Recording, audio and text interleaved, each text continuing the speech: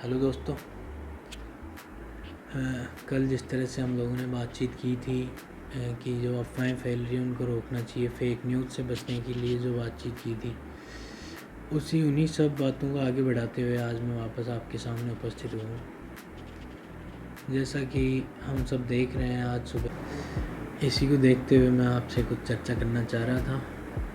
तो आज जैसे हम शाम से ही देख रहे हैं, 8 मई की शाम है और पाकिस्तान से लगातार हमले बढ़े जा रहे हैं, लेकिन पाकिस्तान के पास हमको ये सोचने की ज़रूरत है या फिर ये हमको समझने की ज़रूरत है कि पाकिस्तान के पास जितना भी हथियार हैं या फिर जो भी मिसाइल्स हैं वो चाइना से इम्पोर्टेड है। तो चाइना की टेक्नोलॉजी, हालांकि टेक्नोलॉजी में चाइना आगे है, लेकिन अब हमारी जो मिसाइल्स हैं, जो युद्ध रक्षक विमान है, जैसे वो अच्छे मतलब डेवलप्ड कंट्रीज से लिए हुए हैं, जैसे फ्रांस से, ओबियसली चाइना से भी अच्छे ही हैं, लेकिन कुछ हमारे और बेटर हैं किसी भी तरीके से। अगर देखें आज जिस हिसाब से उनका परफॉर्मेंस अगर अपन देखें, जैसे मैं बात करूँ एक S-400 S-400 नाम से एक जो टैंक है, एंटी गाइडेड मिसाइल टैंक, वो पाकिस्तान की सभी लगभग सभी जो मिसाइल के हमले हो रहे हैं पाकिस्तान के पंजाब के ऊपर, जो भारत का पंजाब हो सीरिया पे,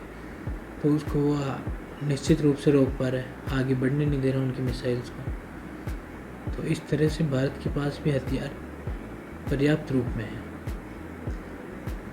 तो भारत की जनता को अभी घबराने की ज़रूरत नहीं है, ऐसी सिचुएशन में पैनिक नहीं होना चाहिए। पहली बात तो निश्चित तौर पर 9 मई की शाम तक या हो सकता है आज 8 मई रात को भी, लेट नाइट भी, भारत कोई ठोस कदम भी उठा सकता है, लेकिन हम उसको युद्ध नहीं कहेंगे। युद्ध करना, युद्ध दो देशों में आपसी में होना एक अर्थव्यवस्था को पीछे धकेलता है। भारत इस समय बहुत अच्छी स्थिति में अर्थव्यवस्था पर खड़ा है, और अगर ऐसे स्थिति में युद्ध होता है तो निश्चित तौर पर हम जीतेंगे, लेकिन अर्थव्यवस्था नीचे चली जाएगी, जो हमारे लिए वापस से एक 50 साल का प्रोग्राम बन जाएगा।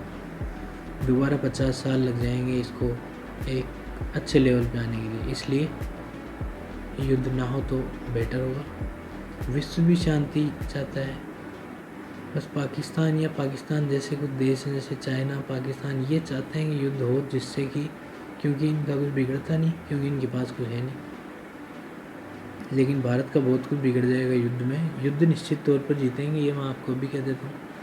अगर अब भी युद्ध हो जाता है तो भारत 100% जीत में है। भारत के साथ बड़ी बड़ी डेवलप्ड कंट्रीज हैं, इजराइल से लेकर USA तक भारत के साथ है, लेकिन अर्थव्यवस्था पीछे हो जाएगी। जिस हिसाब से नरेंद्र मोदी जी, अपने माननीय प्रधानमंत्री जी, जगह जगह विदेश दौरों पर जाते हैं, बढ़िया जो है विश्व स्तर पर पहचान बना रहे हैं, वो इसलिए बना पा रहे हैं क्योंकि भारतीय बाज़ार एक बहुत बड़ा बाज़ार है। इतनी बड़ी आबादी, विश्व में फर्स्ट नंबर की आबादी बनने जा रहे हैं हम, तो उस स्थिति में बहुत इतने बड़े बाज़ार को देखते हुए कोई भी देश खिलाफ़ नहीं होना चाहेगा, भारत के खिलाफ़ कोई भी देश नहीं होना चाहेगा। लेकिन वो तब तक ही है जब तक भारत में संपन्नता दिख रही है, भारत में बाज़ार दिख रहा है।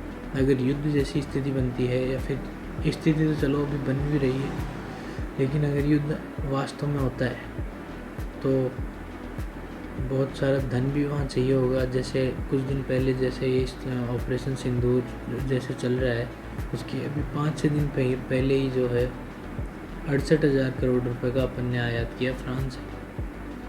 तो ये सब चीज़ें युद्ध होने के दौरान और ज़्यादा बढ़ जाएंगी, खर्चा बढ़ जाएगा, जिससे कि हमको ये समझने की ज़रूरत है कि युद्ध ना हो तो बेटर है। लेकिन किसी भी हालत में आतंकवाद की कमर तोड़ने के लिए भारत हमेशा से ही प्रयास करता रहा है, हमेशा से भारत की यही प्रयास रहा है।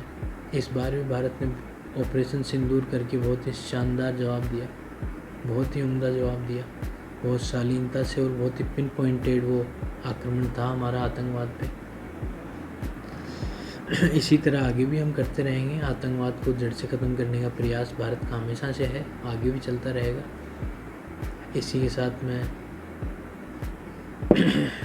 धन्यवाद करता हूँ आप सभी का, और आपकी किसी भी तरह की राय अगर है आपकी इस मुद्दे पर, तो ज़रूर कमेंट बॉक्स में हमको बताएं।